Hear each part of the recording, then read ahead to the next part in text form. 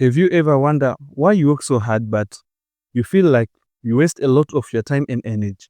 Things are going as you planned, but still there are so much stuff are waiting for you to complete them. I know this makes you feel overwhelmed, right? And sometimes you feel like you have put yourself into a trap or cage where you can't get out. Hey guys, welcome back to my channel. If you're new here, my name is Musa. I am an entrepreneur. It's almost a decade since I graduated from the College of Business, then went to street and hustled. Following COVID, I worked from home as a sales rep for a medical company. Then I quit to start my own entrepreneurial path. I have learned a lot on my journey. I've learned all these strategies and tools that I can use through my entrepreneurial path, and so can you. In this channel, I'll be sharing things that I've learned that you can also use in your business. If you truly feel overwhelmed with the business activities, you need to automate some tasks so that you can get back your time and focus more on productive tasks. Remember, low productive task takes a lot of time and energy. That is why you need to automate. And the good thing, it doesn't need any special skills to master it. You need to understand some basics, which it is easy. If you are wondering, this will make you lose human touch. Worry less, your customer won't even notice a thing. They'll think you are sharp and you care about them because you are not wasting their time, which is the number one valuable asset. Automating isn't great for you, but also your clients. Their time is precious more than you can imagine. Wasting their time is like telling them to go and look for other businesses to work with. Automating gives you opportunity to focus on other important tasks like lead gen, close sales passively, and so many more. Also, it helps you in customer acquisition and improve customer retention. Okay, let's dive in. If you're watching this, I believe you already have a business and you're looking to take back your time, or you want to scale, or you want both. I'm here to show you how to do it by automating your business. I know you're thinking, how can you do that? Right? Sit tight. I'm going to show you everything. But first, let's see the common mistakes most businesses does when automating. Number one, automating a broken process. Automating a flawed or inefficient workflow without fixing it first. For example, automating a manual invoicing system that's accepting errors instead of redesigning it. If your workflow or your steps are broken, you need to fix them first before start automating. Number two, over automating, which lose the human touch. Automating tasks that require empathy or personalization like customer service. For example, using a chatbot to handle all customer complaints, this leads to frustrated clients. That is why it is the best to automate the rule-based. Number three, skipping testing and monitoring. Assuming automation works perfectly and never checking for errors. For example, an automated email campaign misfires, sending discounts to the wrong audience. You need to test your automation before launch it. Number four, ignoring scalability. Choosing tools that can't grow with your business. For example, using a free task manager but hits user limit when hiring a team. This mistake most businesses does when start automating. They start with the tools that cost them later, especially when they want to grow. You need to make sure you choose the tools that grows with your business. Number five, failing to document automation. Not recording how workflows are built and maintained. For example, a team member quit and no one knows how to fix a critical Zapier automation. You need to screen record all workflows when building them, and you need to record them with the voice, everything you do and why you do it. How to automate your systems and processes. Step number one, what are your business repetitive activities? You need to list down all the business activities like lead generation and lead nurturing, client onboarding, client fulfillment, and client retention. Then you need to audit weekly or daily workflows to pinpoint manual time-consuming tasks. Use time tracking tools like Toggle or Clickify for 1 week to log daily tasks. Then look for patterns, tasks repeated 3 times a week, or rule-based tasks like data entry or minimal creativity. This way you can spot automatable tasks without wasting hours analyzing. Prioritize tasks that's repetitive, rule-based, or low-value tasks that don't require manual inputs. Then list down all those tasks. For example, email response, client onboarding workflow, invoice creation and tracking, task assignment for new projects, lead follow-ups, and many more. So you need to list all the tasks that don't require manual inputs. If you have a team, interview them to uncover hidden bottlenecks. Once you list all tasks, you need to categorize them into 2 groups. Number 1, urgent to automate and better done manually. So list down all the activities that are urgent to automate and the better done manually. Document all processes to clarify steps before automation. This way you will have control over everything when automating and it saves time. Automating tasks like customer complaints or creative can backfire. For example, a bot is interpreting sarcasm in supporting tickets, which they need to be done manually. So you need to fix it. Only automate tasks with clear rules. For example, appointment reminder notes and other rule-based like that. If you have a team, frame automation as a way to eliminate drudgery, not jobs. You need to frame as it helps them to remove all the difficult tasks or time-wasted tasks. For example, this tool will auto-generate reports so you can focus on client strategy. Automate 80%, then flag exceptions for human review. Step number 2, select right tools. Research tools based on the type of your business. Research tools based on the type of your business, like service or product, and type of automation that you need. For example, here are some of the top tools. Zapier or Make. It helps you to connect more than one app and automate workflows. QuickBooks or FreshBooks. It helps you to automate invoice and payment tracking. ClickUp or Trello.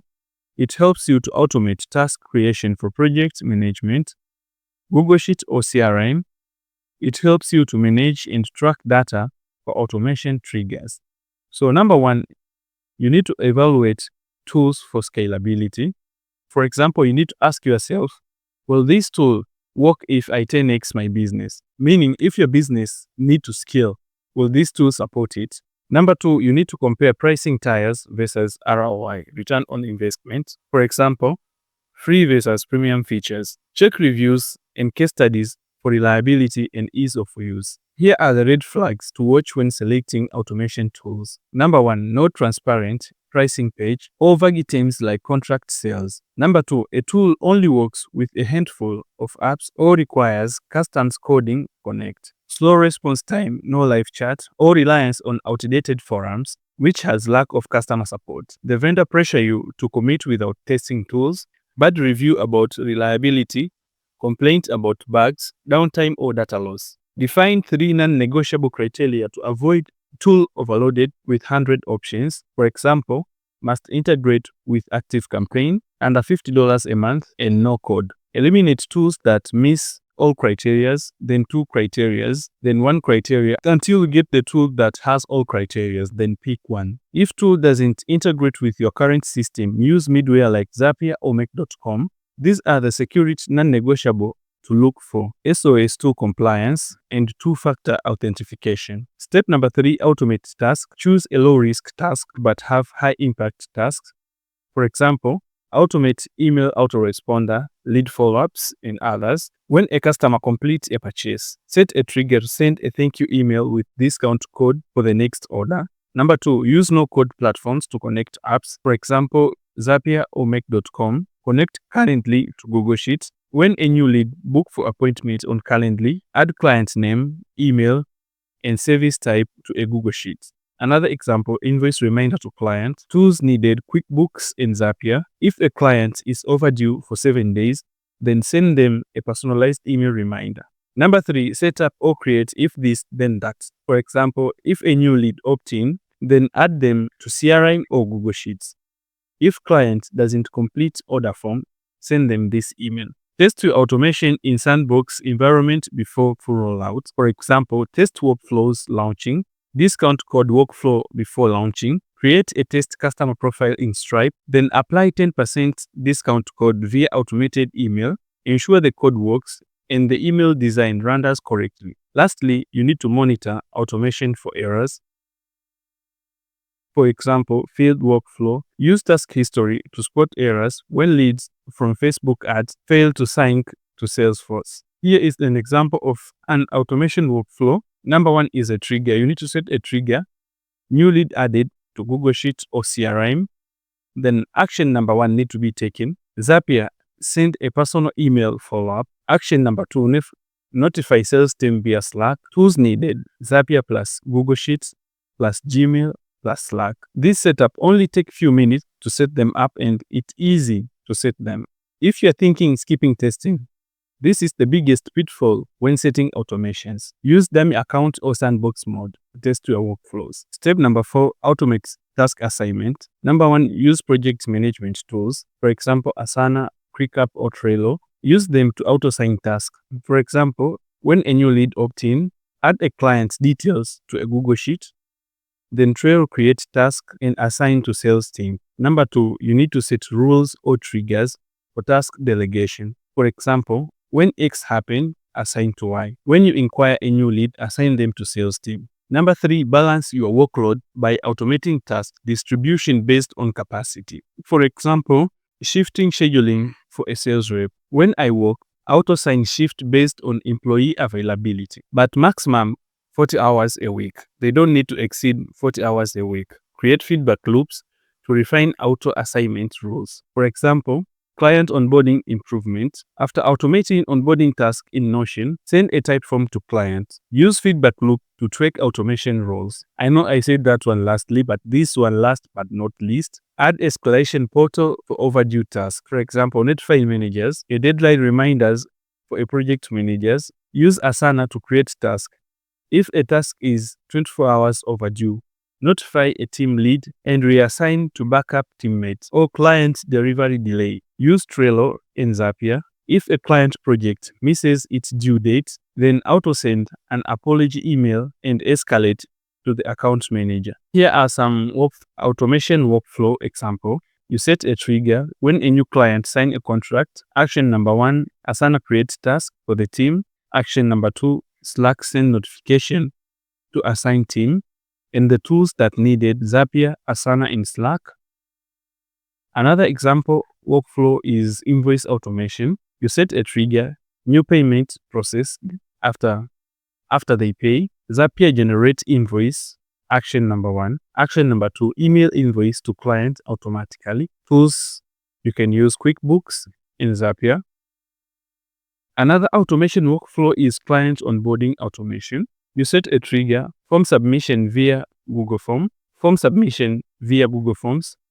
Action number 1, send a welcome email using Gmail. Action number 2, create task in Asana for onboarding. Tools needed: Zapier, Gmail, and Asana. Another workflow example is webinar follow-up automation. You set a trigger, attendees register for a webinar after they fill out your form. Action number 1, send a confirmation email with webinar details.